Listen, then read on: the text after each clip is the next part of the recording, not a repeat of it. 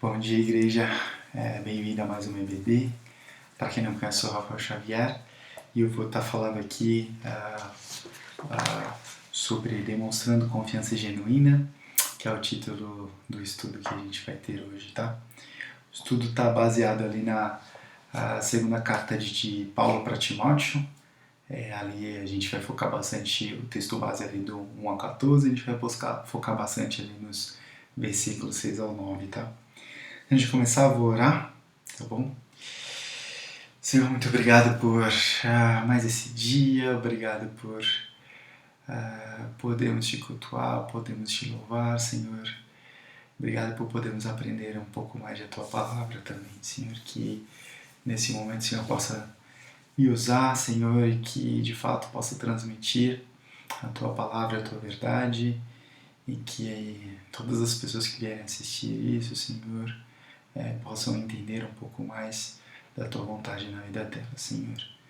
É isso que te peço, em nome de Jesus, amém.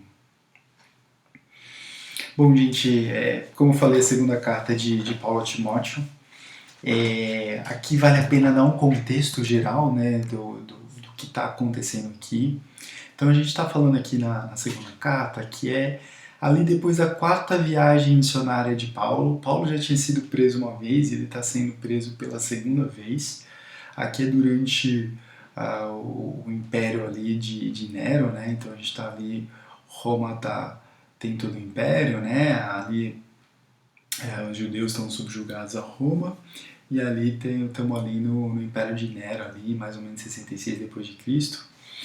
E aí ele manda essa carta aqui com basicamente três motivos fortes, né? Primeiro, ele tá com um pouco de solidão e fala um pouco disso para Timóteo, né? Como ele se sente. Depois ele quer falar um pouco sobre a perseguição da igreja e pedir para ele ficar firme, pedir para ele continuar pregando o evangelho.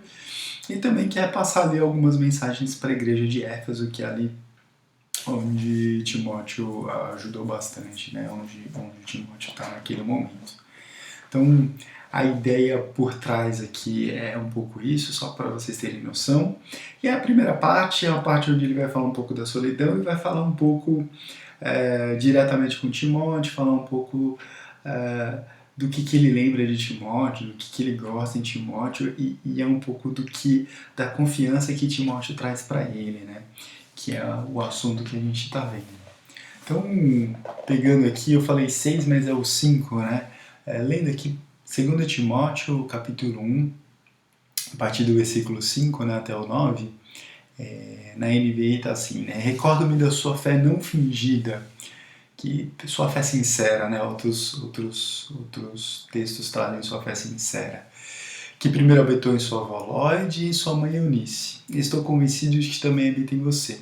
Por essa razão, torno a lembrar-lhe que mantenha viva a chama do dom de Deus que está em você mediante a imposição das minhas mãos.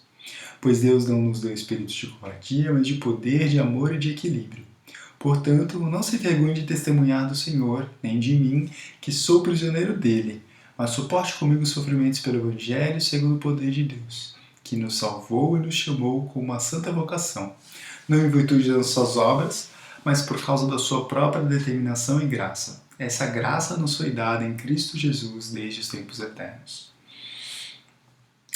Esse texto é interessante, a forma como Paulo coloca alguns termos, né, alguns temas. Né?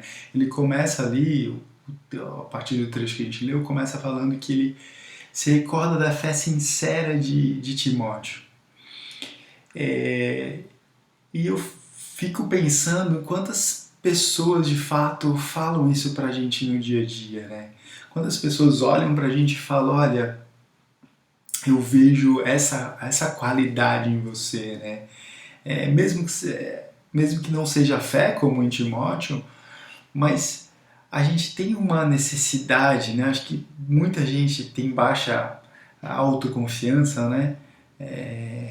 Eu sou uma pessoa delas, eu tenho uma baixa autoconfiança, às vezes eu acho que poderia ter feito milhares de vezes melhor, Aqui eu me saí umas 10 vezes antes de ligar esse vídeo, achando, não, posso fazer melhor, posso fazer diferente. E eu tenho certeza que quando eu desligar eu vou pensar em várias outras coisas que eu podia ter falado, que eu esqueci de falar.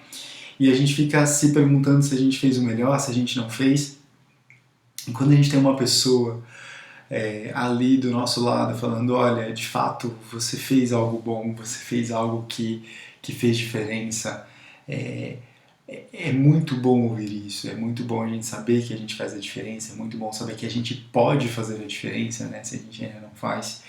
E quando as pessoas trazem isso pra gente, elogiam a gente e conseguem perceber, né, os nossos dons, os nossos talentos, né, logo depois Paulo vai falar no versículo 6, né, torna a lembrar-lhe que mantenha viva a chama do dom de Deus, né? Ele não está simplesmente falando, eu acho que você tem esse dom. Não, ele está falando, você tem o dom de Deus. E até falar que foi que está nele mediante a imposição das mãos de Paulo, né? Então Paulo tem certeza daquilo que ele está falando. Ele não está simplesmente falando, você podia fazer isso, acho que você seria bom naquilo. Não, ele sabe daquilo, né? Ele olhou, ele percebeu, ele teve o tempo ali com Timóteo, ele sabe do que Timóteo é capaz, ele sabe dos dons que Timóteo tem, e aqui ele relembra esses dons, relembra esses talentos que Timóteo tem. E quantos de nós não precisa desse empurrãozinho, quantos de nós não precisamos ali, de fato, de alguém nos lembrando que tem esses dons que vêm de Deus e que a gente pode usar eles no reino, que a gente deve usar eles no reino, né? E aí no versículo, nos versículos 8 e 9, né, acho que no 9 ali, ele fala que nos salvou e nos chamou para uma santa vocação e coloca muito claro, não em virtude das nossas obras, mas por causa da sua própria determinação em graça, né? Própria determinação em graça de Deus. Ele fala ali de uma virtude de Timóteo, ele fala que sabe que Timóteo tem dons ali, tem talentos, e logo depois ele vira e fala assim, olha, mas não é só porque você tem essas virtudes, não é só porque você tem esses dons que as coisas vão funcionar. Não é por conta das nossas obras, não é porque você é demais, porque você é o bambambam e tudo mais. É por conta da própria determinação de Deus e por conta da graça dele. E quantas vezes a gente não fica se comparando às pessoas ali da igreja, né? Eu vi a Adriana falando ali sobre missões na África e eu olho para tudo que ela faz e eu viro assim, nossa, ela de fato é a pessoa que tem que estar lá, ó, quem sou eu perto dela, né? E às vezes a gente olha o pastor pregando e fala, nossa, quem sou eu perto dele, né? Tipo, pastor da vem falar em grego, né? Vem falar em outras línguas, não sou nada, né, perto dele. Mas a gente tem dons, né? A gente tem talentos. Aqui a igreja, ela não é muito mais parecido com ali uma equipe coletiva, um time de futebol, onde cada um tem sua função específica, cada um tem seu dom específico. Alguns vão ter o dom de pregar, outros vão ter o dom de ensino, alguns vão ter o dom de serviço e precisa ter o dom de serviço, né? Eu vejo alguns eventos que acontecem na igreja, como a gente teve ali o The Global, o Summit, né? O The Global Leadership Summit, e o número de pessoas que tiveram que se envolver ali servindo mesmo, e eu falo servir do lanche, servir no cafezinho, ou simplesmente estando ali na frente da igreja para receber as pessoas, né? Como a gente tem todo domingo pessoas ali que servem a Deus, né? Através de simplesmente recepcionando as pessoas, e a gente precisa de todo tipo de pessoas ali dentro e de todo tipo de dons ali dentro da igreja. E como é bom quando as pessoas olham pra gente e enxergam esses dons, né? Tava tentando lembrar aqui de eventos onde pessoas enxergaram isso em mim, e acho que teve dois, né? Um com o pastor Abner, quando eu comecei a participar da liderança dos jovens, Mas o mais recente, o que tem mais a ver com o contexto aqui, foi com o Gabriel para ser professor de EBD, né? E eu tava ali, comecei a frequentar EBD, eu e Juliana, a gente, não por diversos motivos, não os melhores, a gente não frequentava tanto EBD, e em um determinado momento virei para ela, a gente conversou, falou, não, vamos frequentar, é um momento bom de aprendizado para aprender mais da palavra de Deus, e de discussão, acho que uma coisa legal do EBD, que agora online não dá para fazer, mas que offline aí a gente consegue fazer é discutir mesmo uns com os outros e perguntar, questionar, coisa que não dá para fazer ali no púlpito, e a EBD dá muito essa liberdade, né? A gente começou a frequentar, e aí de alguns domingos frequentando, o Gabriel chega para mim e fala, Rafael, você poderia dar uma aula de EBD para mim? Eu falo, não, claro, vamos lá, ajudo, acho que sempre as mesmas pessoas dando aula acaba sobrecarregando, e eu achava que ele não ia poder estar lá, né? E ele estava lá quando eu fui dar aula, e eu fiquei mais nervoso ainda, mas ok, me preparei, dei aula de EBD, e logo depois ele foi lá, agradeceu, falou que foi bom, deu uns toques do que poderia ser melhor. Alguns domingos depois ele me chamou de novo, e de novo ele estava lá, e a partir de um determinado momento ele me pediu para dar aula, e foram momentos que ele de fato não podia. Eu acabei dando aula e substituindo ele ali. Uma coisa foi levando a outra, saí de professor substituto para professor permanente, né? E hoje dou aula de EBD ali na classe de jovens casais. Mas é interessante como as coisas foram acontecendo. Ele viu que eu tinha talvez um dom, ele viu que eu tinha qualidades, ele me chamou e as coisas foram acontecendo e eu continuo aqui dando aulas para a glória de Deus. E não foi diferente do que aconteceu com Timóteo, né? Paulo de fato viu qualidades em Timóteo, Paulo de fato sabia que Timóteo tinha dons e pediu para Timóteo usar esses dons, inclusive com ele, né? Paulo encontra Timóteo, esse encontro é relatado lá em Atos 16, 1 a 5, é legal quem puder abrir aí, Atos 16, versículos 1 a 5, né? Começa assim, chegou a Derbe e depois a Listra, onde vivia um discípulo chamado Timóteo. Sua mãe era uma judia convertida e seu pai era grego. Os irmãos de Listra e Icônio davam bom testemunho dele. Paulo, querendo levá-lo na viagem, circuncidou por causa dos judeus que viviam naquela região, pois todos sabiam que seu pai era grego. Nas cidades por onde passavam, transmitiu as decisões tomadas pelos apóstolos e presbíteros em Jerusalém, para que fossem obedecidas. Assim, as igrejas eram fortalecidas na fé e cresciam em número cada dia. Ali, Derbe e Listra, Paulo já tinha passado na primeira viagem missionária dele. E ali foi onde Paulo foi apedrejado, para vocês terem um pouco de noção, né, do que aconteceu.